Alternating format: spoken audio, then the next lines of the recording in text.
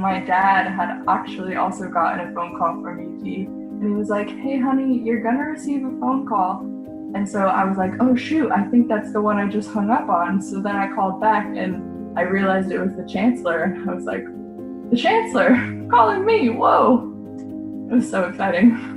When we got the notification that the chancellor and the cabinet had decided we were moving to remote learning, the first thing we wanted to do is, okay, how can we help our scholars be successful? How can we help them transition to this online environment smoothly?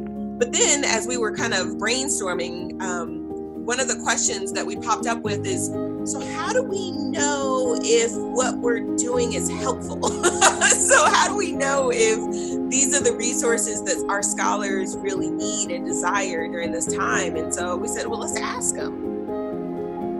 A student, I almost thought she was going to hang up on me at first because, I think they think sometimes we're telemarketers or something. But once I got to talking to her, she said, wait a second, you're calling every student at UT? And I said, there's a whole group of us that are. She said, you're calling every student? I said, well, that's the hope. And she said, you're calling me?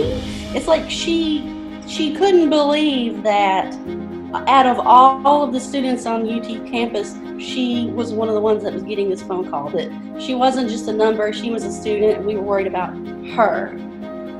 Not only do I have a smaller child, I do have twins that are UT students. When you're a parent speaking with another parent, especially when you also have college-age students, it's a bonding moment.